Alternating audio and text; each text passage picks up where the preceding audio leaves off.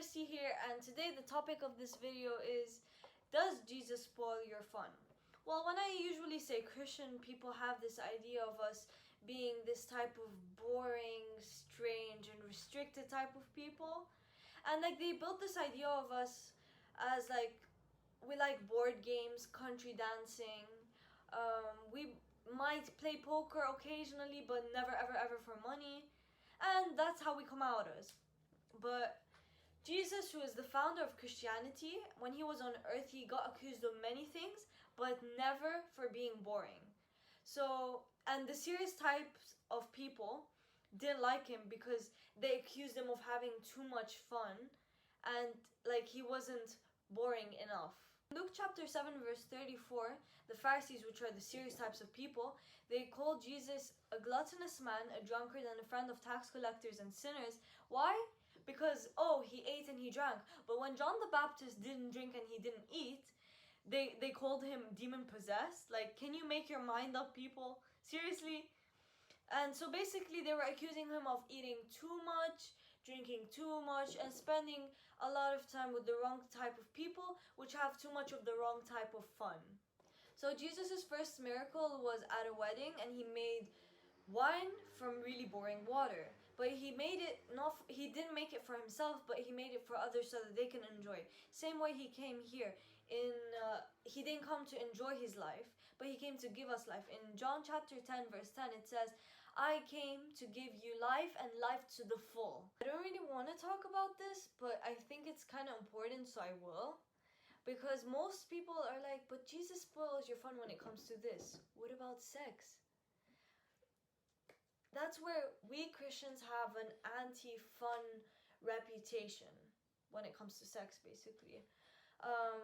And you might be asking, well, doesn't the Bible say we shouldn't talk about it or enjoy it? First of all, I just want to say, what type of Bible do you read? Read your Bible, because that's not what it says. Literally, the first command to man and woman was in Genesis chapter 1 verse 28, and it says, be fruitful and multiply. Basically, have sex and have kids. According to the Bible, sex within marriage, emphasis on the within marriage, is an exciting, beautiful, and precious gift. And God encourages us to enjoy it. He tells us in the Bible for husbands and wives to enjoy each other's bodies. And I'll put the verse up because I'm too embarrassed to read it. As you can tell, I'm more embarrassed about sex than God is. So it's Proverbs 5 verse 18 to 19.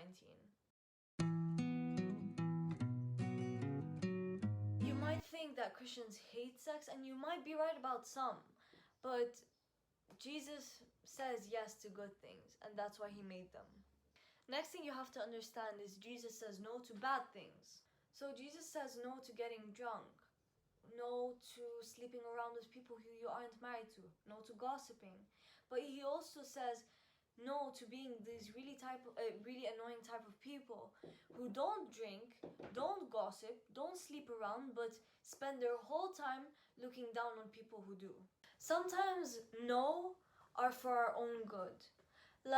When I was growing up, my parents always told me no. They told me no to going near the oven when it's on. No, don't put chemicals near your mouth. No, don't run across the road without looking. They seemed burdensome, but they were a blessing. I'm so grateful because by now I would have been a burned, poisoned, crushed wreck. In 1 John chapter 5 verse 3, Jesus tells us that his commands aren't burdensome. They're not difficult to carry out. Getting drunk gives you a headache, wipes your memory, makes you do things you'll regret the next morning, empties your wallet, and destroys your body long term. There's a better way to enjoying a night out while feeling confident that doesn't rely on alcohol. So Jesus says a loving no to getting drunk. Sex outside marriage can lead to broken trusts, broken hearts, and if you're very unlucky, even it can give you diseases. So sex is better left for after marriage, where it can be relaxed, secure, free, and more fun. So Jesus says a loving no to sex outside marriage. Gossiping, man, Sometimes it feels great, but it can also lead to people not trusting you and you not trusting people. So Jesus again says a loving no to gossiping.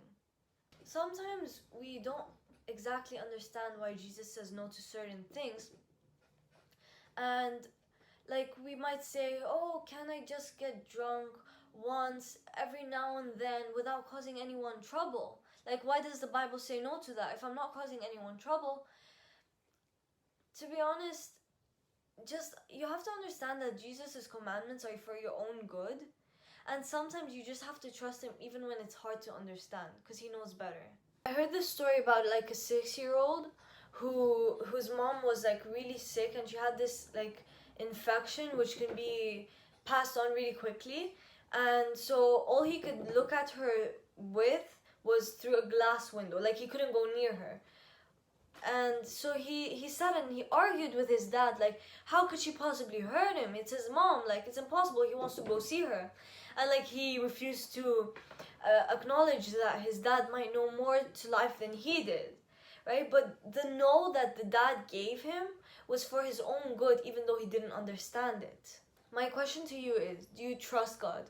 Do you trust that his no is for your own good? Sometimes fun just comes to an end. Fun fades. Illness gets in the way. Our relationships might break down with really close people. We might fail in an exam or in a job we applied for. Or we even might feel hopeless and lonely. Death isn't fun, but that's sadly where we're all headed. And all our enjoyments and experiences will come to an end. Like death kind of gets in the way of fun. And like I said before, Jesus offers life and life to the full. So when you feel lonely, he'll be with you. When you feel like you're not good enough, he'll tell you don't need to be. He loves you just the way you are. When you feel guilty about past mistakes, he'll tell you that you're forgiven. And when you're worried, he'll tell you that he'll provide for you.